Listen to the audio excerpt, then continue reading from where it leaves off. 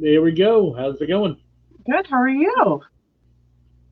Good, good. Trying to relax from a very busy day. Yes, as we What about yeah, you? I understand completely. I understand completely. Tell me.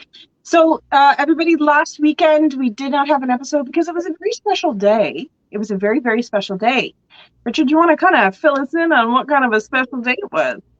Yeah, actually, it was the anniversary of the first date. I'm one of them guys.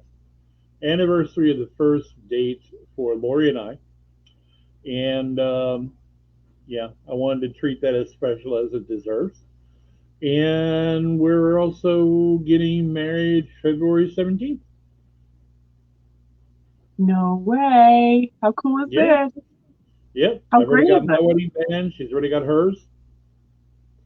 So happy for you. Thank you. It's a real good Congratulations. thing. Thank you. Nadine, No, hey. Joanne, hey. Shirley, hey. so everybody, please, please, please that are watching, if you're just tuning in, Melvin. Richard and his maiden are getting married February Yeah. 17th. It's going to be a great day. February 17th. Yeah. Yes. Thank you, Shirley. Appreciate it. Hey, Herbie. How's it going? Good to see you. Thank you. Appreciate it. Congratulations. Appreciate it very much. Look at It's, all that. hey, Everybody I loves you. figure she's willing to put up with me for a year. I need to go ahead and put a ring on it. Hmm. And wrap it out as quick as I possibly can before she changes her mind. And so that's kind of where we're at with that. Yeah, Tara, how's it going? And Judy, how's it going? Thank you again, Nadine. Appreciate it. Um, so how's things been for you?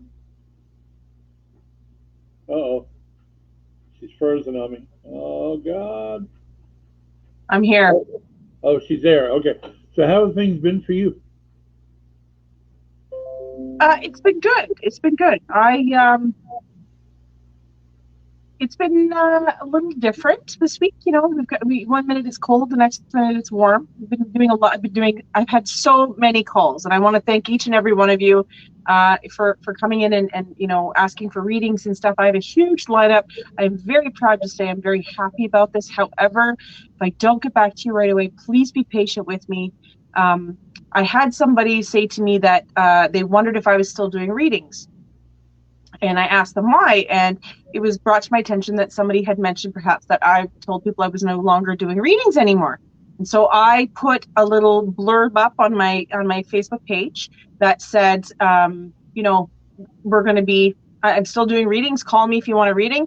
And in less than I'm going to say 48 hours, I had over 2,200 people respond, which I'm very grateful for, but I cannot keep up. So please, I ask for your patience. Um, you know, don't message me, call me. If you can, you leave a message on the answering machine, but I ask you to please call me. I just can't keep up with people, okay? I wonder how that came across that you weren't doing readings. It's like I've been telling you for 3 years to slow down, and somebody thinks they can put out an idea that you're just not doing them anymore, and that's okay. I don't, Whatever. you know what? It could be mixed. It could be, who knows the reason. There could be a multitude of reasons. Or, somebody could have miscommunication. It could have been, I was off sick for a little while, so maybe perhaps that. And quite frankly, I feel terrible, but I have so many phone calls that I just cannot keep up with people. And so, there's been a couple people who've called a couple times and said, I tried to get a hold of you, and you didn't get back to me, and I have to explain to them that, you know, there's just so many. I just can't keep up. So I apologize to everybody, but I am very grateful to each and every one of you. And I promise you, you will get in. You just have to keep bugging me. There you go. Yeah, have a little patience. She's worth it. Trust me. Thank you. Yeah. I don't know why, but I'm having tech difficulties. Just a second here. Okay. She's having technical difficulties. Please stand by. So, guys, tonight's show, want to have a bit of a different discussion than we normally do a little bit. Yeah, I'd say it's centered around paranormal, obviously. But we are going to be talking about cultural paranormal beliefs. I Mm-hmm. guess is probably the best way to put that. cultural paranormal beliefs because I've had friends that have come over from the UK, and they have like one was from Scotland, another one from Ireland, and they talk about a particular entity out there or belief in an entity out there. And it's funny how you go across and meet up with people from other parts of the world, and their ideal of a particular bad guy, so to speak, in a spiritual realm is a particular being that does this. But it's their belief, right? I mean, and you have to kind of go with what they've experienced and go with what their beliefs are. I did a little research on it. Katie's definitely done a little research on it. And I'm trying to see here. I had 20 different ones. One was called a banshee, which I think we've all heard about. A demon, obviously. A Goryo, a Hantu, the jinn, a Mar, a Myling, Obaki, an Onryo, a Phantom, of course, Poltergeist, Reiju. Never heard of? Have you heard of a Reiju? I have not. No. A Reverent, a Shade, a Spirit, the Twins, a Wraith, and Yurei or Yokai. Wow, that's a lot. But you got a list as well. So what do you have? Because I'm sure you got better breakdowns. No way. My list is and my list isn't as big as yours. But I have there's Inuit folklore, which the Inuit are indigenous are part of Canada and America in Alaska, but they're the natives to that area. They're the indigenous, and so the Inuit have a certain folklore that there is a sea witch or a spirit that comes up onto the ice and tries to take the children. Takes them out to sea, and it's called. And please excuse my pronunciation because I'm not good at it. But I think it's a Kolap Elite, something like that, Inuit, and it's I can't pronounce it, but apparently it's gone down through the generations of them talking about that and having the sightings of it. And then there's a Yamamba, which is an evil mountain in Asia, and basically there's the. Sorry? A whole mountain that's evil? Well, it's an evil mountain where they have had these sightings that there's a monster or there's some sort of ghost that comes and will try to take you and kill you. We talked about the jinn or the genie, which is in Arab countries. So Arabic countries, they talk about that as well. And that's stay away from that. There's one in Tanzania, which I thought was pretty exciting. There's one called the night demon, and basically what it does is it goes around and it obviously demonizes at night, and people have reported sightings that they've gone missing. So there's been a lot of bodies missing after this. Okay, Germany has the headless horseman, which is spiritual. They talk about it being spiritual, and there's many generational issues that way. There's the vampire. There's all those. In Japan, there's the girl in the bathroom, which is the Hanako-san. And I'm pronouncing that horribly too. But that's where there's talks about this girl spirit grabbing and taking you, and this is all through Japan. In Brazil, there's the woman of your worst dreams, which they call it. And so she has known to, her spirit sits on the rooftops and watches people enjoy their food, watches people fill their stomach. She died of starvation. And what she does is she watches you eat. You're enjoying your meal, you finish your meal, you go to bed at night, and then she causes sleep paralysis and tries to eat your soul.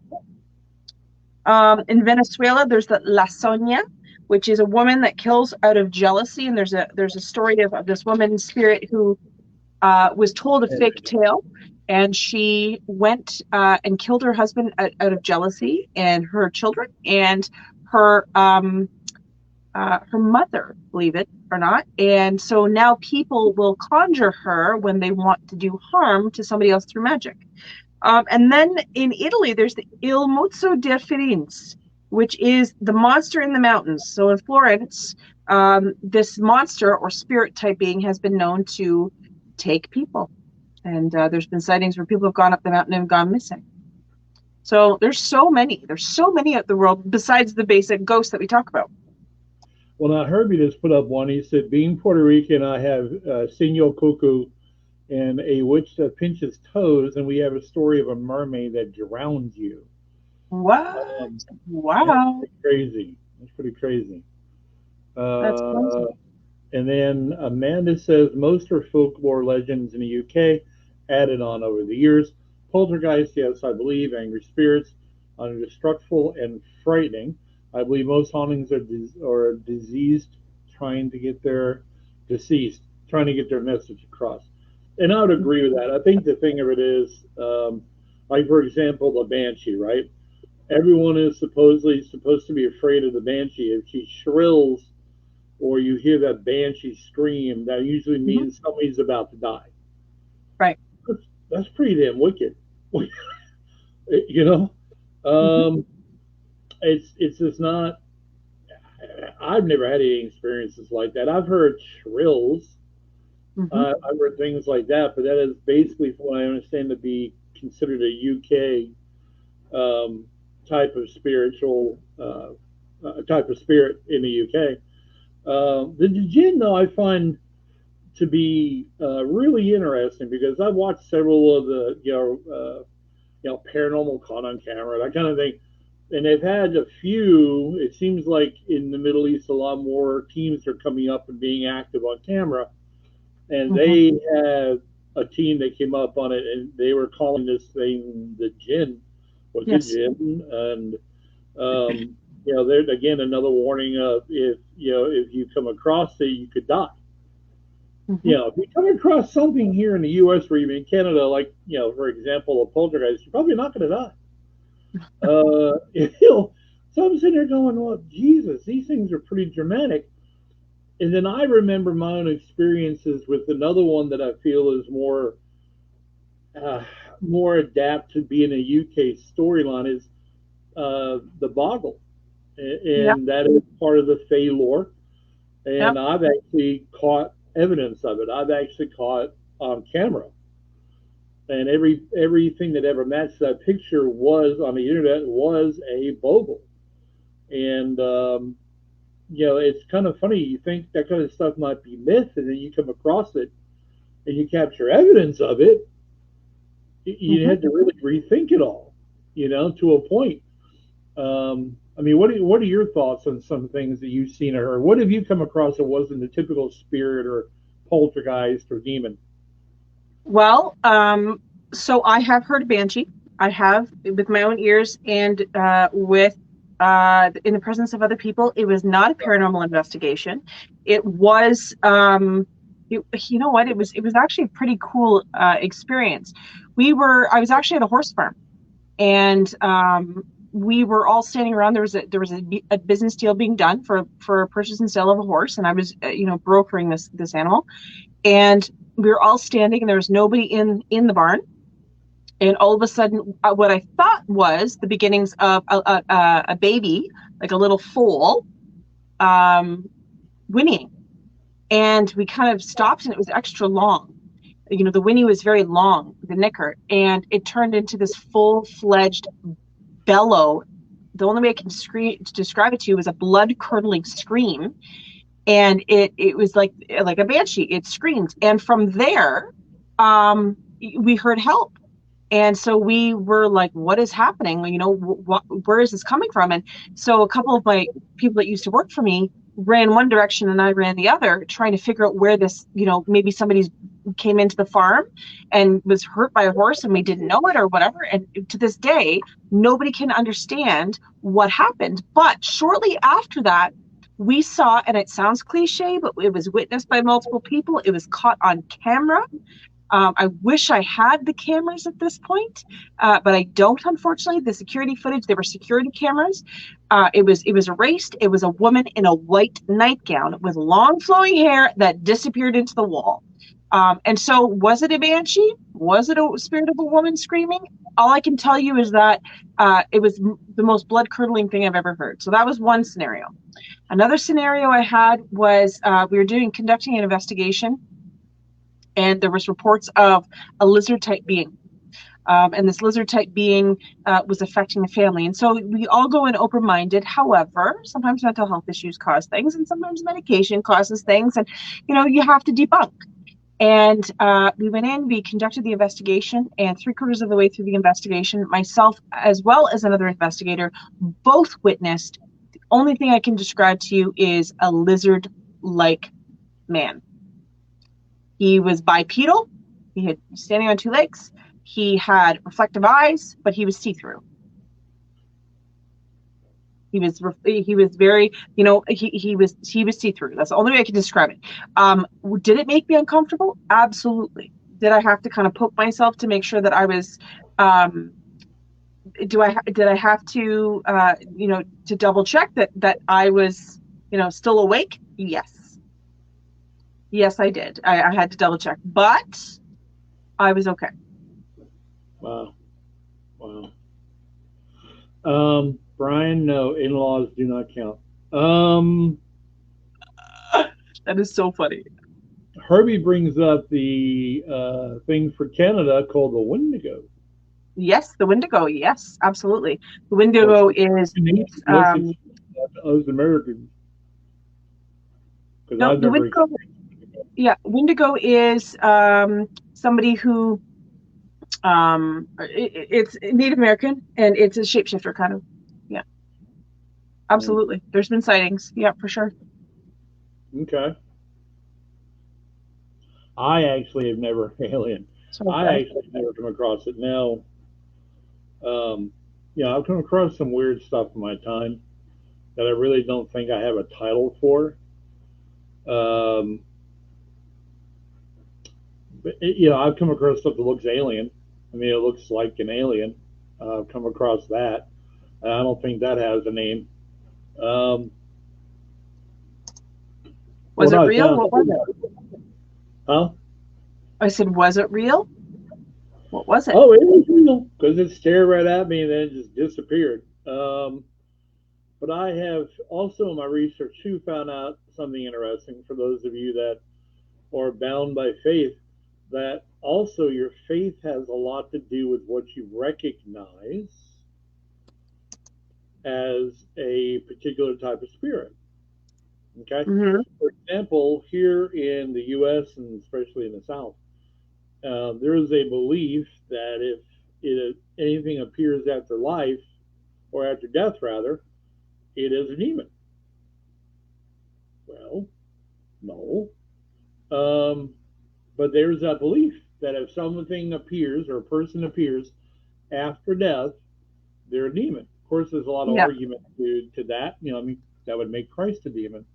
But yeah, we got to go through it. But there's just a lot of different beliefs that have a lot of effect on what you believe paranormally.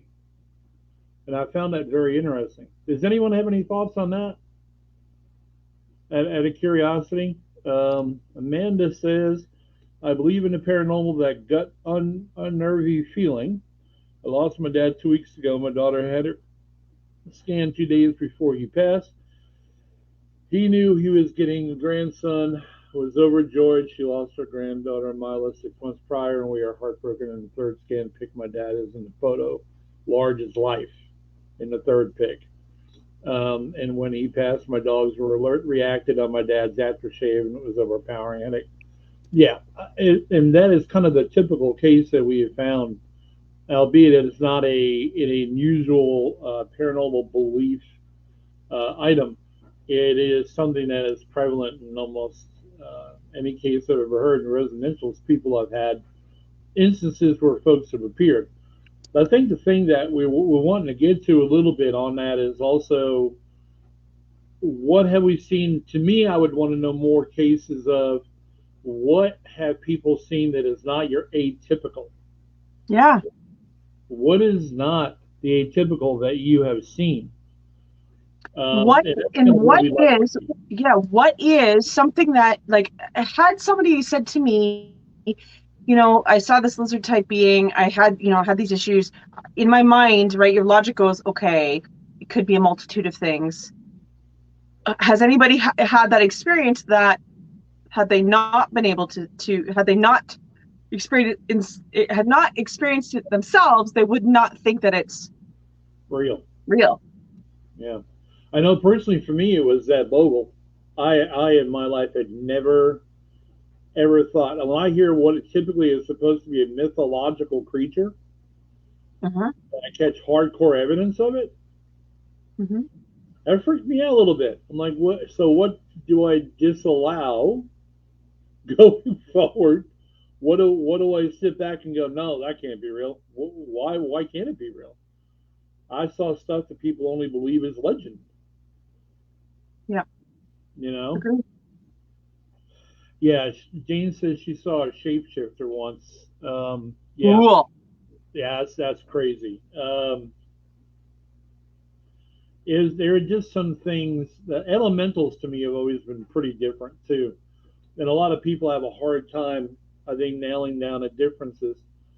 Um, I had an experience with an elemental in a building that he unfortunately was living off the power he was getting from methane because of a bad sewer system. So every time he would engage the team or the tours, it smelled like shite because they had to burn off what they absorbed. So yeah, if he was in the area, you could tell because it smelled like somebody filled the diaper. It You was know, crazy, yeah, that's a pretty crappy situation to be in. real shitty.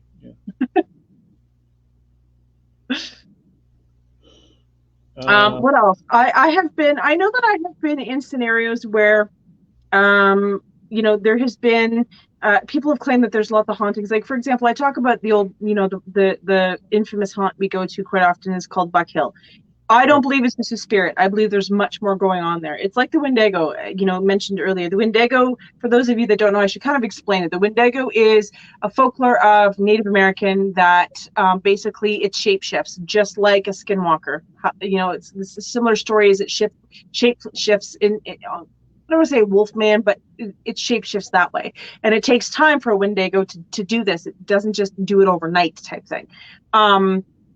But until you witness something like that, you don't know. You don't know what you're seeing. But going back to Buck Hill, I believe that this is more of a portal, and I think that we have weakened states of around the world that these portals they can come through, and that's how they manage.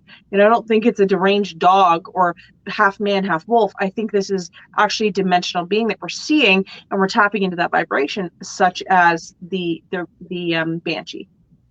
Yeah. Again, too, you could do it here in the States and a lot of the northern states, and I'm sure there's been sightings. I think there has been pretty decent sightings in Canada of Yetis, Bigfoots, Mm-hmm. and I've had the great debate a multitude of times with people. And my argument is they're an energy being. They're just an energy being. They're not skin and blood.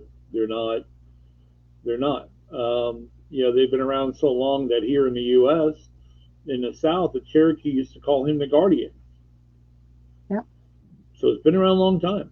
And until somebody shows me, here's a skeleton, here's tissue, here's, something hardcore other than the fuzzy photo. And what's interesting about the fuzzy photos, and I'm probably going to get some heat over this, and I'm okay with that. But the fuzzy photos. Have you ever seen a picture of an apparition? Pretty fuzzy. Mm-hmm. Why? Because they're an energy being. And yeah, I'm gonna take heat. I know. It's okay. I'll be the bad guy tonight. It'll be okay. You know what? We'll take it. We'll take it. You're fine. Take the heat. Now, Herbie said I have seen Senor Cuckoo when I was younger, and also the Man in the Black Hat, Shadow Man. The Shadow Man is something I've heard a lot about. I've heard about Slender Man. I've heard about Shadow Man. The Hat Man. Huh? The Hat Man. I think we have to look at the fact that we need to understand we give out as much energy as we take in, right? So, with enough energy and enough calling upon, like if you're in, I've tried to tell people this too in the past, if you're in an investigation in a building and you ask and you hear the story about a little girl, and you start asking for a little girl, guess what's going to pop out of the corner when there probably was ever a little girl there? Yeah, exactly. You know? So I think with some of these, we've kind of gone into the I'm giving too much energy to it. And there was proof, not proof, but there was an exercise done with a paranormal team that basically built the energy of a spirit up and actually had a backstory for it that the spirit energy was absorbing and it was making it its own. And I'm like, that's dangerous territory, number one. That's scary territory because you could do some serious crazy stuff with that. Hmm. But again, that just goes to show you how easily energy can be manipulated. So, we do a lot of things to register it. We do a lot of things to pick up evidence on it. And we work with it all the time in our field. But to go that far is kind of crazy. So I wonder about things like Slender Man and, the Shadow Man and the guy Hat Man. If we're not actually creating a problem of our own. And I mean, have we just Right. run out of things to be afraid of as a society? We got to create things. But, um, okay, so Well, I mean, to go back to the history of it, I mean, paranormal is not something new. I mean, the Romans have historical stories and written encounters where they talked about paranormal activity. I mean, like, I'm sure it predates that, but like, there's actual evidence of them discussing this. This is fantastic.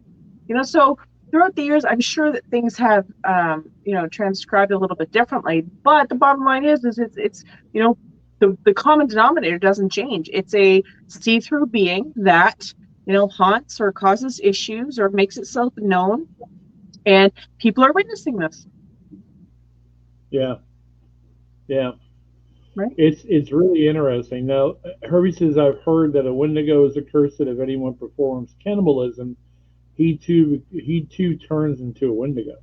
Yes, I've heard of that where the cannibalism is all part of that. Flesh eaters, they call them flesh eaters. Um, yeah, I mean, there's all folklore about that. You're never going to really know. It goes down to the same with skinwalkers and stuff like that. But yeah, there has been sightings. There has been stories of people witnessing these things. I mean, look at the Mothman. How many thousands of people witnessed that? And there's talk of another Mothman sighting that's been relatively recent, um, that people have captured on camera. There would be a television show about it soon. Yes. Um,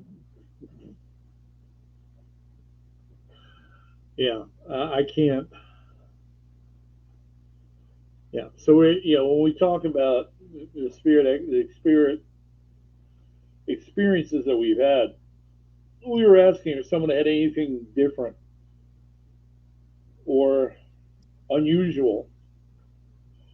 Mine is seeing a man that looked like an alien with the whole alien head and everything standing by a window outside of a house. So that's not good. Um, sorry, my computer and I are fighting for a half minute. Okay. That's okay. So guys, let's, when we talk about paranormal, when we talk about sightings, when we talk about witnessing all this stuff, what why do you think in a cultural basis things are so different when really we are seeing the same things? Why? I mean, in the Arab countries, Middle East, the jinn is different than spirits. It's not the same. They don't talk, and we talk about in North America and across parts of the rest of the world, we talk about spirits versus demons. We talk about, like, there's good and bad. There's wraiths. There's different elements or parts of this paranormal activity. So it kind of goes to show that there is a common denominator, that they're seeing it in different ways, and not to interact with these things. But how do you break down a poltergeist? Is poltergeist the same in North America as it is out in the East, out in the West cultures? You don't know. You don't know. I think it also has to do with how much does it work into the title, right? Because the title poltergeist means nothing other than noisy ghost. Right. So, is it a noisy ghost all the time, everywhere it ever happens? Is it energy that shuts doors, pulls shades, knocks stuff off counters? Is it always that kind of stuff, or is it something different? I mean, to label something a poltergeist, you have to follow its definition, which is noisy ghost. And that's everybody will tell you, oh, cabinet doors get left open in the kitchen, and the door will open and close on its own, and stuff will get knocked off the counter. Yeah, I'd label that a poltergeist. Yeah, yeah. But again, I look at the correlation between religion and what our religious beliefs tell us, and how does that tie in with the paranormal? Absolutely. Because again, you have a lot of belief here in the south of the U.S. that if anything appears after death, it is absolutely a demon. I don't know if I call my Uncle Jed, who used to visit me a long time ago, a demon. He wasn't a great guy, but I don't know if I call him a demon. Yeah, and I mean, yeah, demons are not the same. It's the same with the jinn. It's the same with a lot of these shadow people. Shadow people are not spirits. Shadow people are a completely different dimension. They're different entities. Elementals are not people who have died. So to break it down a little bit more, spirits and ghosts are two separate things. Jinn and spirits, demons and spirits, like there's all different categories. Elementals are not necessarily spirit. Are they spiritual like? Absolutely. Are they spirits of? Yes, but they're not the same. An elemental was not a man that died. Elementals are much older than we are, and they've been around for centuries, and a lot of times they're part of nature. So it's a very different thing, because you're dealing with these things. It's not typical. And I think, to be quite honest, a lot of the calls, and there's many calls that I get that talk about, having who they think is a ghost in their house, and it ends up being an elemental, or it ends up being a shadow person, or it ends up being, we had one scenario where a woman called, and she was swear this ghost with a hat on kept coming around, and it was the hat man. It was a shadow being. It was not a ghost. We caught it on camera. We were able to witness it. We were able to see the hat, see the shadows. It was not a spirit. Yeah, and shadow people, I've had a lot of people ask, shadow people, they've never been human. They are, to me, what my understanding is, a collection of energy. What I find interesting about shadow people is that they really don't want to be picked up in sight. They really don't want to be filmed either. If they can get away from you and not interact with you, they will. They're skittish. I'm not sure what that's about. I find it interesting. Most of the footage I've ever seen or collected myself about shadow people, they just don't want to be on camera. They don't want their close-up Mr. DeMille. They just want to be seeing you or interacting with you. Now, I've heard of some that have tried to convince people of doing some nasty things to themselves. I've heard of shadow people sucking the life out of people, while they sleep, that kind of thing. But I think that's probably one of the smallest thimbles of information we have about the paranormal. Well, would you agree with that? Yes, absolutely. I do. And I think it's because they're so skittish, we cannot get the information we need to get from them. Yeah, we can't. Yeah, some people think it's, in some cultures, they believe it's bad luck to see a dead relative. I don't know what. Sorry, guys, if you see me looking down, I'm sharing the show out as we're talking. I'm trying to share it out. If you guys like the show, if you're liking what you're seeing, please give it a like and share. That way we can reach as many people as possible. All right, so black-eyed children, as Herbie brought up, what are black-eyed children? Yeah, they're supposed to be these young, innocent-looking children, except for the fact that their eyes are two black marbles. And that's another thing I think we absolutely know jack squat about. And I have had an experience with a black-eyed child before, a long time ago. And I found it interesting because I mostly because I didn't have an answer for it. I didn't know why it was there. I didn't know what its existence was, what its purpose for its existence was. Right. I had no idea at all. Do you? Do you have an answer for me? Because I don't. No. And the thing is the reported sightings there was zero correlation. It was random. It wasn't like it affected families or generations or towns or cities. It was something that was completely random through the sightings. It didn't come down to whether the victims were blonde, Caucasian, like it did not matter. But the cool thing about that is that it was a cyclical thing. So these black-eyed children came through, a lot of sightings happened, and then it stopped. And then it came through, there was a lot of sightings, and it stopped. Quite frankly, I think it's extraterrestrial in origin. You think it's extraterrestrial? I do. We can't deny that, right? I mean, how would we know it couldn't be? Right? I think it gets to a point where I know for some of us, and I'm included in that lot, I know for some of us, not knowing everything is annoying. Story of my life. I want to know more. I want to know more. Yeah, I want to know more. But it gets to a point where there's so many different things going on. And that's without even thinking about what another belief in another part of the world believes. Just trying to get a handle on what we're dealing with where we live in our belief system, that's strong. I can only imagine what it's like in certain parts of the world where they're dealing with, again, the jinn. I bring that up a lot because I'm very curious about cases regarding that. Every example of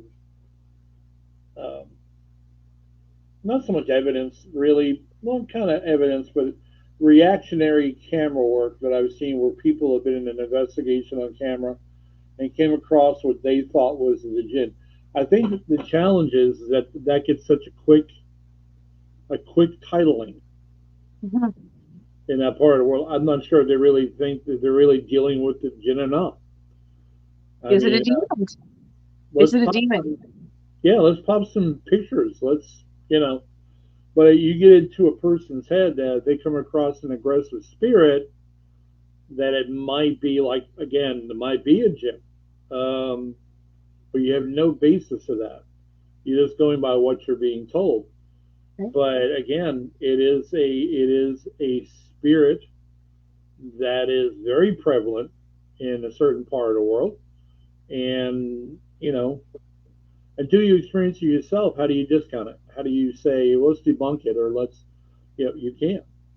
I've seen some very dramatic reactions and some very dramatic things happen with somebody who comes in the experience of that, and tapings that I've watched.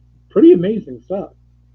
Kind of drives me crazy, but it's like, I don't know how I'd react to it too. It's very violent. Well, here's something even further.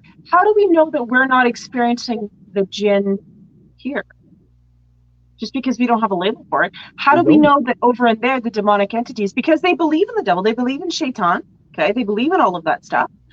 But, how do we know that what we're experiencing is perhaps the same thing, or maybe it's something very different? Does it stop where the countries end? Does it stop because it's the belief system? I mean, some people believe in God, some people believe in Jehovah, some people believe there's many different forms of it. But at what point do we kind of label it? I think you and I, and I'm going to get heat for this one, but in all the years that I've investigated, my mind goes to what I've been taught. Aside from, let's shut the psychic side off of me, but let's put the logical of what we've been taught. When it's something evil, immediately we go to demon. But is it a demon or is it a jinn? Is it, is it something that's cryptid, or is it, an elemental? Somebody had mentioned, Mario had said the Hat Man now, he is a form of a shadow person that controls others, ? Is he a form of, yes and no. So he shows up in shadow form. He tries to steal your soul, essentially. He is known to come in and take your life force. And because he does things like that, that's why he's dangerous. And many of the investigations, and Richard, maybe you touch base on this, but have you ever been harmed by a shadow person? Not personally that I know of, no. And neither have I. I've witnessed them. I've watched them. They're very quick. They're curious. They're timid. But I've never had. Now, maybe other people have had experiences or negative experiences. And I want to educate people on something. one thing that I have learned, especially in this field, not all dark energy is evil. Okay, in my experience, the energy color or lack of color that you're witnessing comes down to a vibrational frequency. So when you see a light being, when you see a silhouette of a spirit and it's through the light, that's usually a higher vibration. Okay, and a lot of times that's in transit. So that's why orbs are lighter in color. Okay, because they're transitioning, they're moving. A lower dimensional frequency is usually ends up being dark. So that, it shows up as more of a shadow figure. Not every shadow that you see is a shadow being. Sometimes spirits will show up in that form because that's all they can manifest. So it's really hard to tell the difference. The only way I can describe a shadow person to me is that you don't necessarily see the form of silhouette as you see. Do you remember Gumby? Mm-hmm. Or how he's kind of like stick figured almost. That's whenever I've witnessed a shadow person. It's more, it's the silhouette, but it's a very blocked silhouette. You don't see features of boots or hats, or even if it's a shadow type figure. So going back to the energy, I like to remind people that sometimes dark energy is a home. It's a homebound energy. Sometimes it's a ghost. It's not a spirit. So you've really got to get to know your camera, the lighting, the footage, and what you're picking up to know what you're dealing with. Well, a couple of the shadow people I've come in contact with myself, I don't know if anyone's old enough to remember this, but me, AOL had an icon figure where it was a little orange dude. Yep. I mean, that's what I see when I get three times seeing solid, shadow people. It has been that type of figure. It's humanoid, but I think it's humanoid because that's what we might recognize. Agreed. I don't think that's its standard issue shape. Right? Why would it be? I mean, why wouldn't it just come back looking like a dog? If you want to be able to recognize it, it's got to look a little like us, right? Yes. So it's a real controversy for me because they want to do that, and I don't know what the answer is for the reason why they do look humanoid. But then again, they don't really want to be spotted. They don't really. I've never seen a shadow person ever want to stand out in front of the camera and go, "Hey!" No. It is one of those kind of things where they just like to try to keep themselves and watch people from afar. We did a show, I don't know, I guess about a year or so ago, when we were bringing up evidence of different types of hauntings, and we were throwing up video clips, and I had that one of the shadow person who was following this woman outside of her house, but staying inside the shadows in the dark so he couldn't be seen. Mm-hmm. And he would bounce from one corner to another, then he would bounce to another one where she couldn't see him. And it's just kind of weird to me. They would spend that much energy trying not to be seen. Yep, agreed. All right, so let's see here. We've got a lot.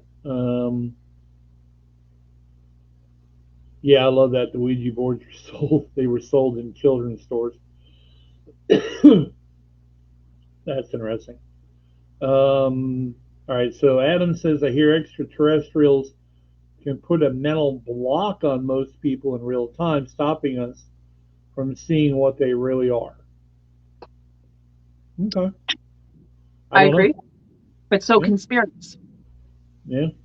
Spirits can step in. And they can step in and make you lose consciousness in the sense that you don't know what is happening.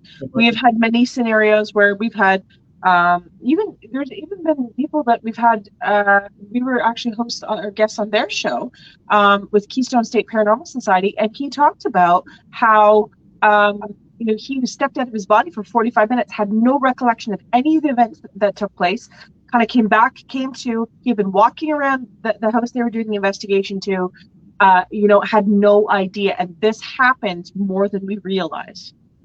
Just because you're not conscious of it doesn't mean you haven't lost time. It's not always extraterrestrial. It can be spiritual in origin. Yeah. But yes, I agree with you, Adam. Now, Herbie said he's talking about jinns. He said, I know them to be Middle Eastern, rumored to be older than angels, so I've heard. But I believe that angels and demons are empathic, meaning that you think it looks like what it'll appear like. That's a lot of things. All right. Again, there's a lot of spirit activity I've seen over the years that'll present. I like to use the word present. That will present in different ways. Sometimes they'll present in ways that'll make you comfortable if you see them. And then sometimes I've seen them present in their death state, which is horrible to see. And then I've seen them present in different stages of life. So, again, this is the consciousness of that person, that particular person's spirit. So they can appear and present in many, many ways. Right. Now, I just looked up. It says there are different categories of jinn, including Amar, Arwah, Shaitan, Marid, and Ifrit. Okay, so those are all.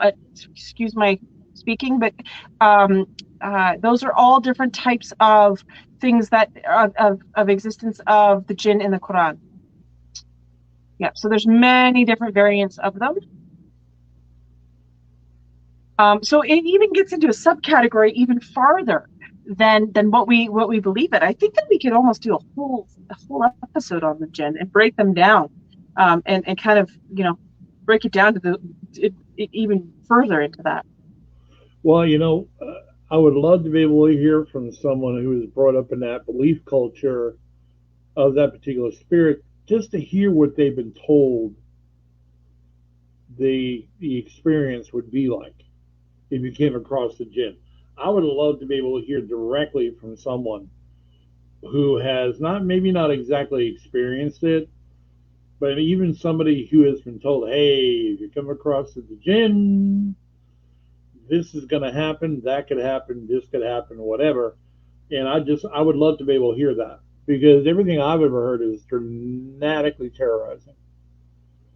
Everything I've seen on video is dramatically terrorizing. But I'm just kind of wondering what they've been told. Curious. I've been wondering what they've been told. Hey, Emery. Agreed. Absolutely agreed. Herbie says, remember the story of Betty and Barney Hill? They didn't remember what happened to them until they were under hypnosis.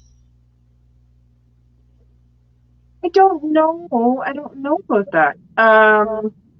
However, hypnosis is a wonderful thing. I have had multiple episodes with hypnosis, past life regressions. I do encourage it for other people if they're open-minded, and it does really release things that you don't even realize you remember. Back to in between lives. Now they're actually doing, hypnotherapists are studying, they're not jumping lives, in other words, doing reincarnation, finding out where your past life was, but they're actually going in between that. So your past life and your past death and what you did in between those two areas. In other words, when you're on the other side preparing for incarnation or reincarnation, what happened in those moments. And people are having amazing results with this. I would really be open to learning a little bit more about that. Having a hypnotherapist come in and we can have an episode, talk to them about it. I would love to be able to have that. Somebody who's had experience working in that realm, and I would love to be able to hear it. I know because for some, like example of psychic mediums, there was one who had a show not too long ago, and they actually monitored his brain waves while he read someone. Wow. Brain waves showed him asleep. And yet he was giving out a verbal. Yeah. He was getting, they had the monitor on camera and everything. It looked like he was asleep. It looked like he was taking a nap. The brain waves were so subtle, it was like he was asleep. But he wasn't. He was having a full conversation with the person he was reading, like you and I sitting here right now and having one. His brain just shuts down. How amazing is that? Now, Edgar Cayce did many things like that. He was able to leave his body and he was able to travel through astral projection. He could go and he could locate and fix other people's problems when doctors couldn't figure out the cause of issues. How cool is that? And his brainwaves slowed right down. But Buddhist monks have been known to do that as well. They've been able to go into a meditation for a long period of time, and people are able to witness this. So there's something to it. There's something to do with the energy field. There's something to do with the energy flow, how your vibration is working, and it makes a big difference. like, you know, as to what you're kind of downloading or what you're getting. We need to do more research about this. And I don't mean just you and I mean, it would be great for you and I to do it, but I mean, like, as a collective in the paranormal field, I think we should all be trying to learn more about this so that we're, you know, gaining knowledge on this. Like, to me, there's so much more to be learned.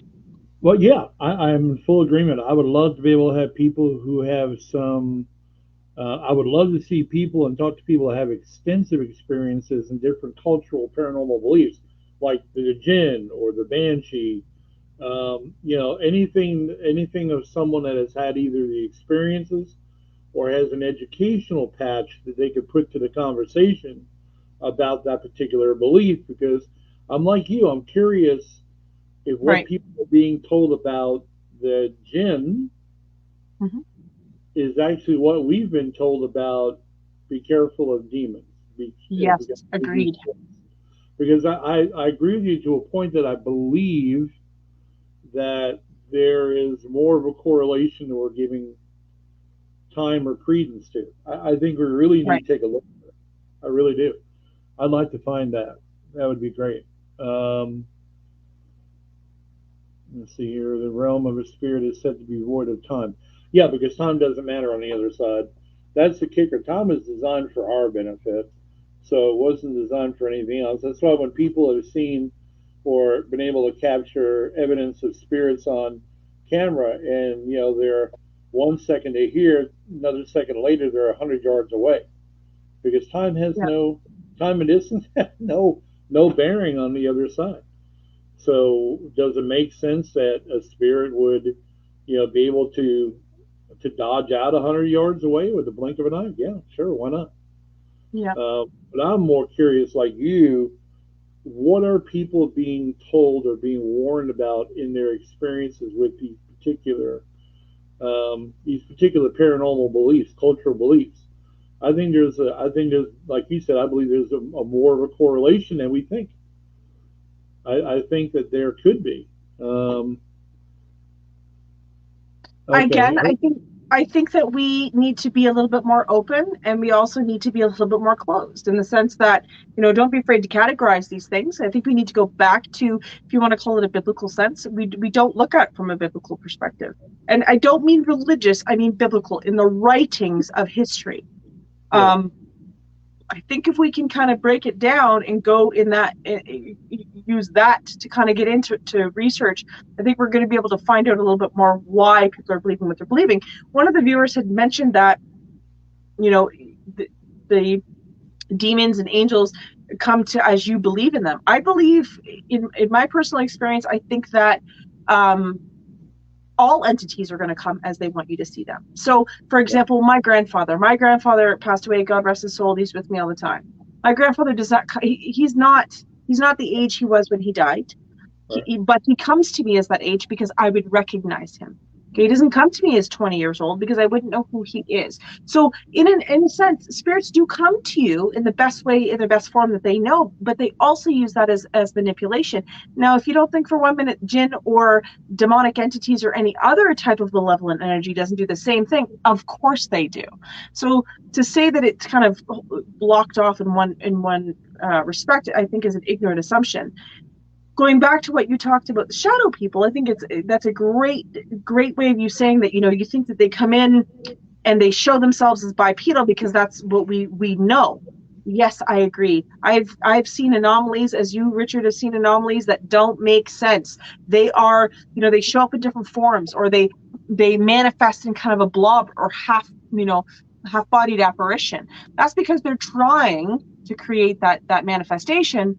But, you know, what are they really? Energy is not a person, right? When you see the apparitions of those ghosts or spirits, that's energy, but they're manifesting as you would see them, right? Are they manifesting so you, as the witness, could recognize them, or are they manifesting because that's all they know, right? Right. If it walks like a duck, it looks like a duck, it's probably a duck. So on a human level, your brain identifies you as to what you look like. So is that the same in death, where you're stuck in that mind frame that that's all that you're going to look like? So, you know, I'll go even further. I've had many cases where spirits have come to me after they have passed away, and they show me exactly what they look like at the moment of death. Are they telling me a story, or is it that they're stuck? Are they stuck in that time loop because that's all they're thinking of? So there's Yeah. so many avenues with this, that how do you break it down? You don't. You don't. Now, Amory Young said to look up Ken Allen. He has knowledge with Jinn. We will. Thank you, Emery. We appreciate it. We really. I would like to stretch this out further on another show with people that have these answers that we're looking for. Herbie also said that there is a video of a Buddhist monk levitating. That's interesting.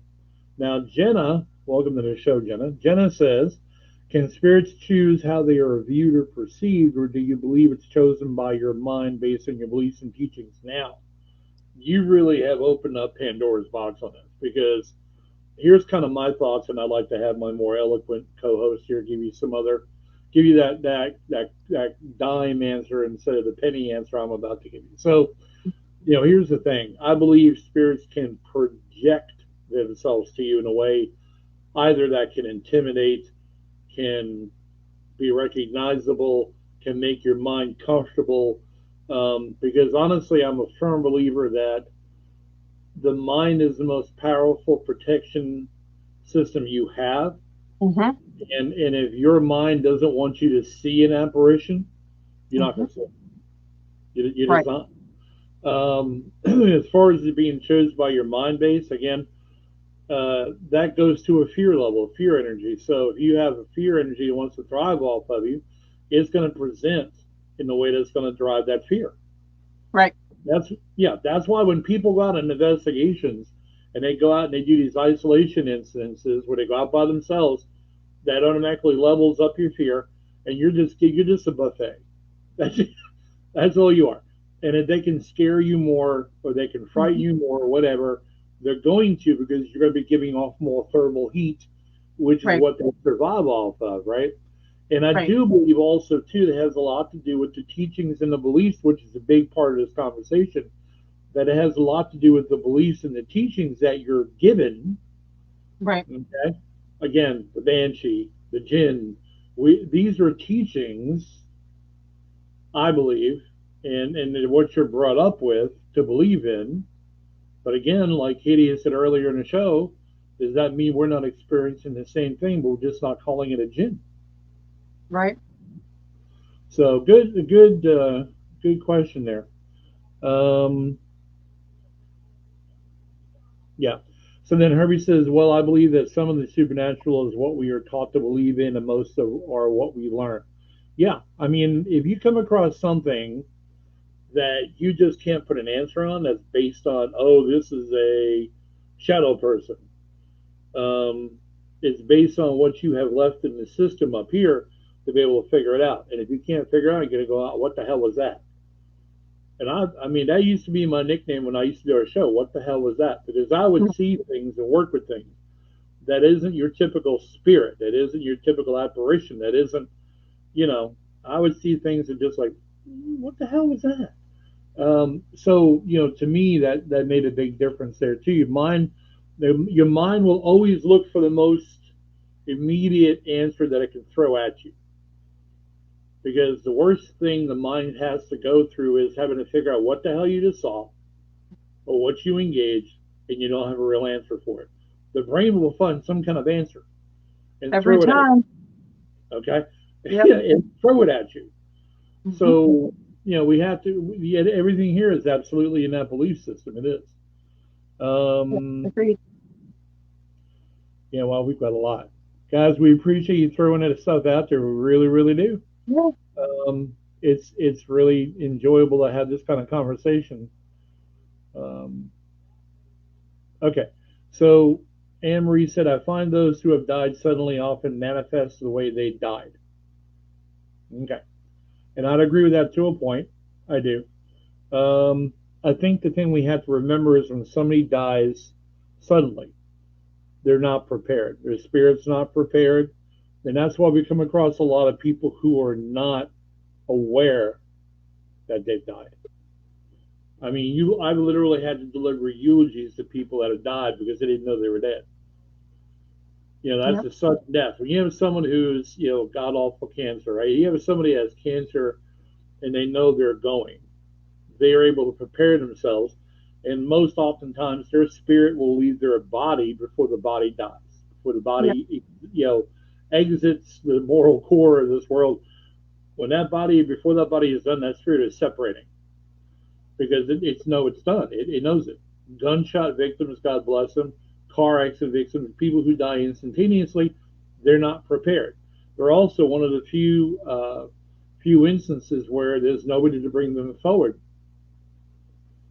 To me, I look at an assignment period when there's a recognition of death.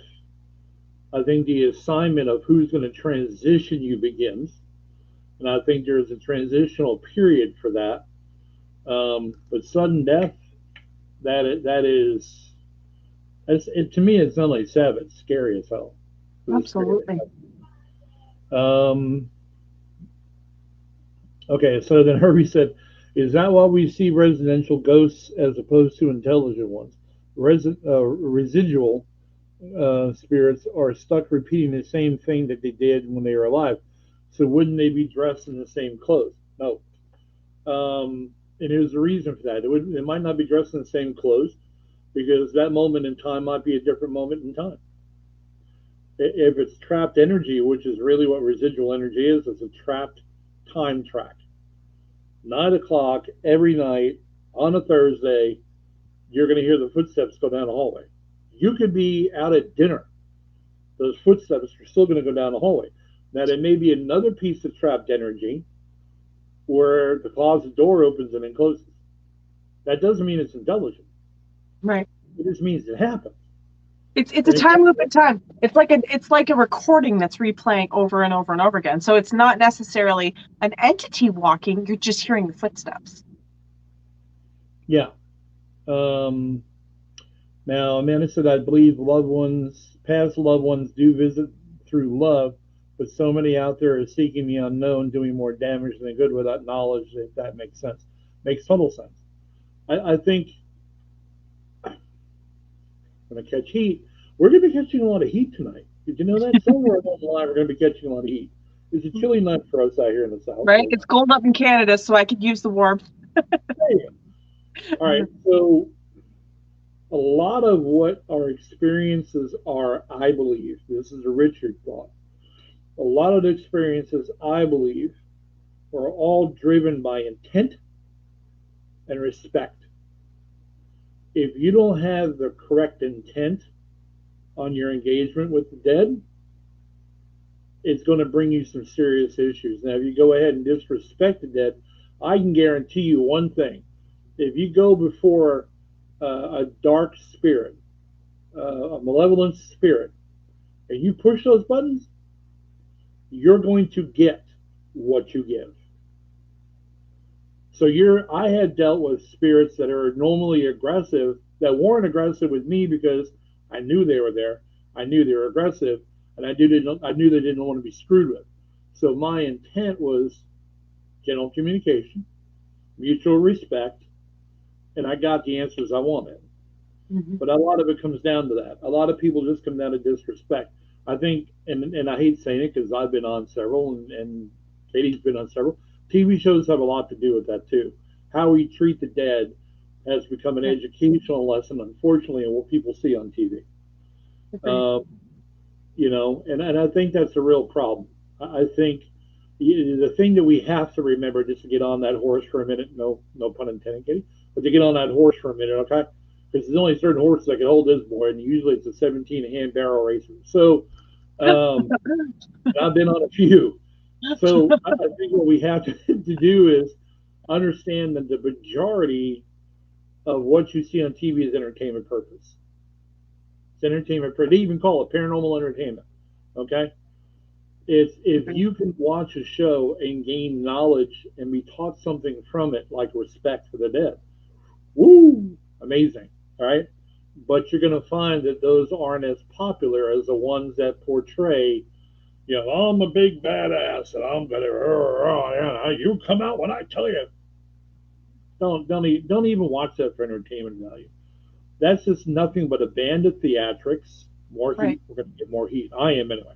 This is nothing but a band of theatrics that you have to understand is designed to make you watch the show. Now, I have seen many. I have seen several. The one show I actually enjoyed, we've had a couple of guests on, 28 Days Haunted. That show, it was not scripted. We had a good friend of mine on here, and he was like, "Dude, I didn't even know where I was going. We didn't even know there are cameras running 24/7 half the time. We didn't understand anything. Yeah. We just went through it. And if you watch the show, you can see how legit that was comparatively, because it wasn't your typical theatrical show. Yeah. So I would recommend those kind of shows to be able to watch and be able to understand what they do. But to me, that's the biggest problem. I know I went a long way on that, and forgive me, guys. Oh, but that's a fantastic point, because really, where's the red line? Where's the fine line as to what is entertainment and what's not? And guys, I know we've talked about this before, but Richard has mentioned this 100 times.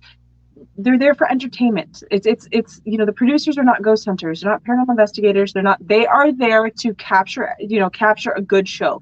Do you blame them for it? Absolutely not, right? Something entertaining sells. People don't want to watch monotony. Like, when 90% of the investigations that we do, you're sitting there doing nothing. I mean, there is exciting things that happen, but it comes down to the fact that sometimes nothing does occur, or that of. It's not until you review the evidence that you figure out that you actually captured something. So you have to know where that red line is, and we're not being paid, we're not sponsoring, we're not, we're literally talking about the fact that we spoke to these people, we know these people personally. They did not fabricate anything, they were witness to it, and it occurred. So how do you debunk that as just purely entertainment? You can't. Right. Now, Nadine said, "What do you think about ghost animals who appear and interact with people like cats and dogs?" I've had it happen to me Yep. several times. I've come across. Again, you're also talking about an animal. All right. So here's the Richard belief. Whatever it's worth, I believe any animal capable of emotion, Mhm. cats, dogs, especially dogs, because they're absolutely unconditional love no matter what. All right, so cats and dogs are capable of sharing emotion with a human being. That's energy, right? So their consciousness may be different than ours, okay?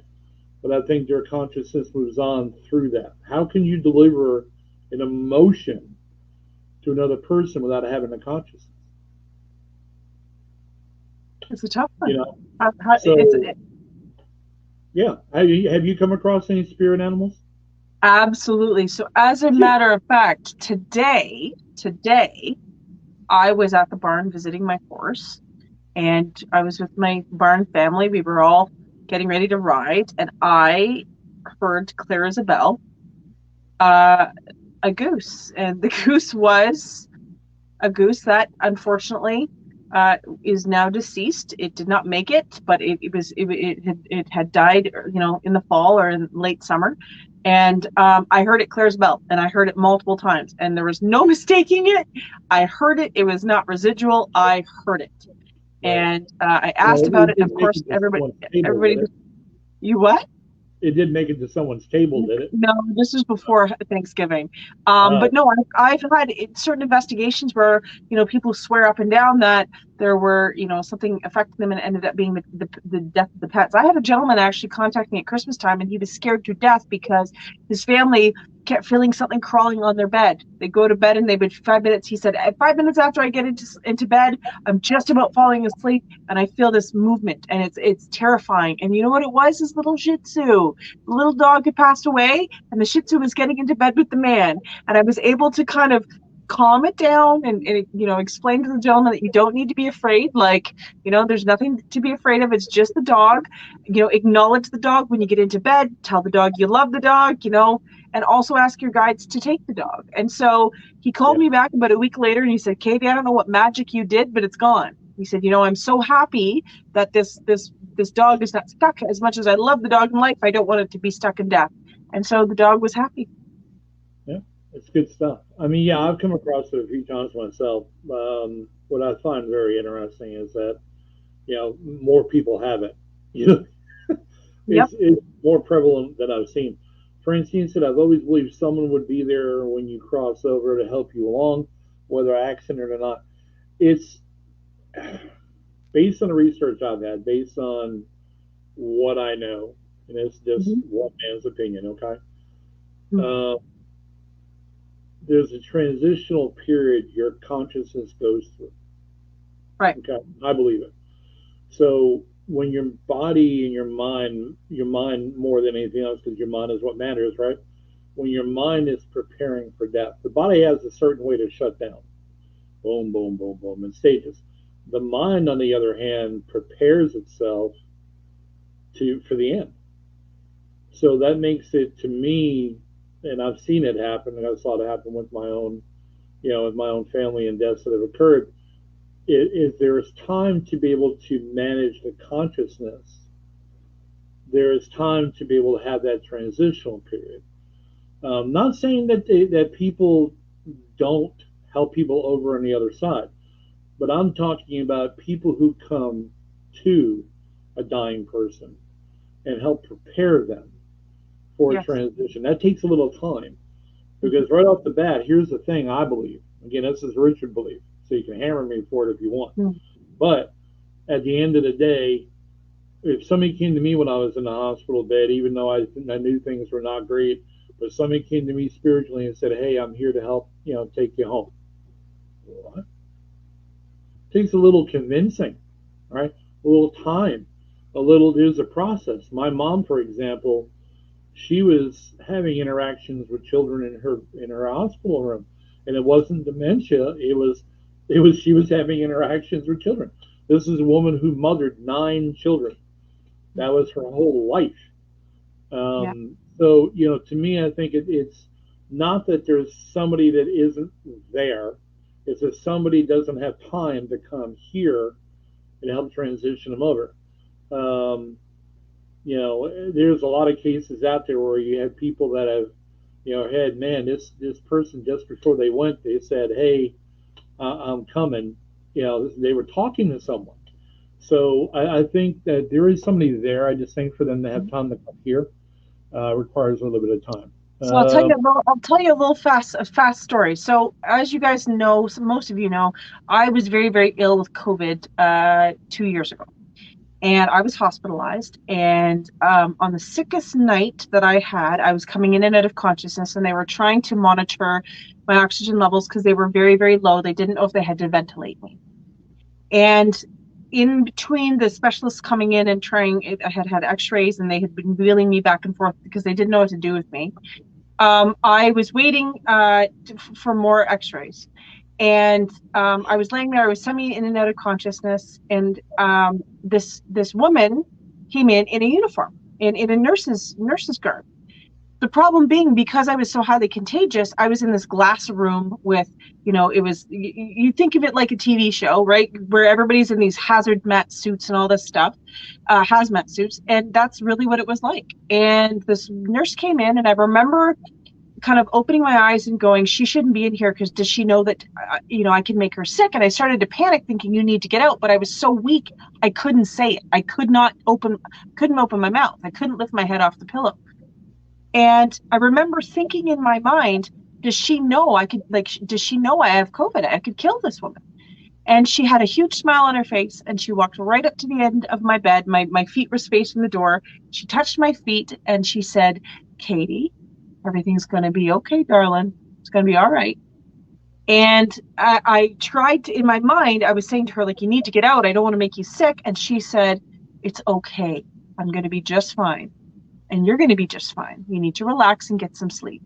And she turned around and she disappeared. She literally evaporated into thin air. And it was at that point that I thought, okay, as a psychic, I'm so sick, I'm not aware. I should be on the ball knowing that this was a spirit, but it even caught me off guard. And so sometimes they come through. She wanted me to feel comfort. I was scared. I didn't know if I was coming or going. I didn't know if I was going to be put on a ventilator. I did not know what was occurring next. And she came to comfort me. And you know what? I started healing after that. And I think it comes to mind frame. Somebody had mentioned in the comments that there was a near-death experience where they saw a loved one or a friend or somebody came to them and said it's not your time yet. I have personal experience with family members who did experience that as well. And I sometimes I think that these entities come to offer you that calm, that to so that you're not worried about it, because maybe perhaps us worrying about it can cause you to become more ill. And so I think that for me, the nurse came to try and offer me comfort, and after that is when I started to feel better. Yeah. It's visitations are great if you can get them. It delivers a huge level of comfort, which is what we all really want to have in time of any kind of real need. Like even with you, knowing you're going to make it, it was kind of nice having that interaction.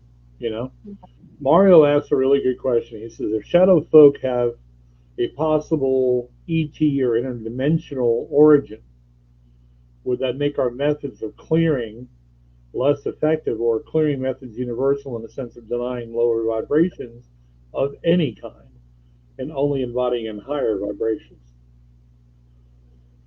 That's a really good question.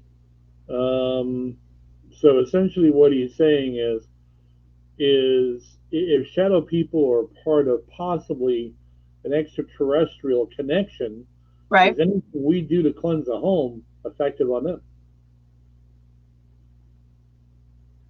I think that any form of energy cleansing is going to be effective. I think the active intent behind the energy cleansing is what changes the vibrational frequency. Yeah. So I think it really comes down to how you feel about when you're doing this. And if you feel that it's only going to work, on the color blue, then only the color blue is going to work. You have to have that active intent behind it that it's going to fit, work on all colors. Leah Spetlin, welcome to the show, Leah. Appreciate seeing you. Does alcohol really open people up to spirits that are always lurking? Yes, because you lower your guard. Let me tell you, the reason why spirits approach people in life and in psychic abilities, right? Most of the time, people complain about having paranormal experiences when they try to sleep or asleep. It's because when your mind's the most open. That's when metaphysically you're the most open. Now you're going to have alcohol. That's going to lower your guard. And when you lower your guard on the daily, okay, that's going to leave you open to, and that's going to lower your vibration level, and that's going to open you to some things you probably don't want to be opened up to. Right. But sometimes people's minds are really good at blocking things, but alcohol has a way of getting into that opening. And yeah. Let's see. We only have a few minutes left. My God, we're already at 10 minutes left. Meg says, ghost animals like chickens, Richard? Meg? Chickens are your spirit animal. That's great. So Herbie's doing a little bashing, which I won't join in a whole lot on. He says, yeah, I'm sorry, but I can't believe the Ghost of Interest gets contact every investigation. You can't believe what? That Ghost of Interest gets contact on every investigation. Well, here, let's dial it back a little bit, because you had talked about the active intent. We've talked about the Phillips experiment 100 times. We've talked about manifesting. We've talked about how if you want something bad enough, you can manifest it in the sense, on a spiritual basis. Maybe they're manifesting it. Could be. Do you remember the movie Frighteners? That was one of my favorite movies. Oh, yeah. Michael J. Fox at the beginning. And so Michael J. Fox goes and he helps these people who have hauntings, but really it's his dead friends that he gets them to help to haunt so he can make the money to get it cleansed. How do we know we're not dealing with a scenario like that? Right? You got friends on both sides of the veil. You do. Now, Leah said again, how do you help animals pass on if you encounter this? You can't. They don't understand English. So any words you would say, again, intent is weird. I could talk to my dog in gibberish, but it was the volume of my voice. Mm-hmm. How stern was I? And then that dog knew either it was in trouble or it was being praised or, things like that. But I don't believe you can do anything as far as the spirit animal goes. Yeah. I mean, we're hearing a lot of stuff here. Belief is a powerful tool, absolutely is. Which crystal should I carry with me daily, and does one overpower the other? Go ahead, Crystal Lady. We have 9 minutes. Go. No pressure. Okay, so we're gonna get into. If I was in your position, one of the most important things that I would carry would be. We'll go with, where is it? Right here. Tourmaline. Tourmaline. Tourmaline's really good for repelling negative energy. Okay, I would do tourmaline. I would also do selenite. Selenite is a very good self-charging stone. It's something you need to carry with you all the time. But really, it depends on what you're dealing with. It depends. Are you dealing with anxiety? Are you dealing with, are you rushing? Are you losing focus? Are you using computers every day? What are you using it for? Because every crystal has an application. Okay, some of them are similar, some of them are very different. So it just depends on what you're using it as an application. As far as repelling negative energy, I would probably tend to say snowflake obsidian. I would say tourmaline. I would say you can even carry salt. Salt is a mineral. Salt is a mineral like a crystal. You can carry salt as well. So there's different things. If you're talking about a physical ailment, there's different ones. If mental ailments, there's different ones. So if you want to break it down a little bit more, I might be able to help you, but you have to kind of be more specific. But my go-to would be black tourmaline and selenite for sure. All right. Wow, this night moved a lot quicker than I thought it was going to. Right? Yeah. Um, yeah. So hopefully, guys, tonight's show kind of addressed some things for you that I thought was interesting. It's hard to sit back and talk about the same. Oh, there was this spirit in this building and this spirit in this building, and to understand what other people are experiencing across the world. And again, I really would love to be able to get someone on here that can talk about their experiences with any particular belief in the paranormal, just to be able to hear what their experiences are, to see how well they correlate with ours. Because yes, again, and I'm overusing the example, but again, what particularly does the jinn do that a poltergeist doesn't, or a spirit doesn't hear? Are we just looking at it with a different cause and effect? Or are we looking at it with just, this is the belief I was brought up in, that this is what this means? Has anyone ever died from the time they've ever been screamed at by a banshee? Has anyone ever died? I mean, I've known of several spirits. For example, I was with our granddaughter, she's 2, at a McDonald's, and there was an old man who had passed. He couldn't really speak very well, but he could scream. It was like a howl. And it really bothered her ears a lot because she's very sensitive. So I was able to kind of calm him down and kind of get him moved on. But it's just, we have those kind of interactions all the time. Are they the same? That you've really opened up Pandora's box for that. So yeah. Holy, we got more comments. Okay, so somebody says, I don't want to run out of time. So okay, I wear amethyst mostly every day, but I have a necklace with amethyst, citrine, and clear quartz. So I have a lot of shungite. Also have a lot of shungite. Okay, so I'll just do it really quickly. Amethyst is really good for your third eye, so that's really good. Citrine is good for your nervous system. Okay, it calms your nervous system down, gets clear thoughts, gets some of the anxiety away.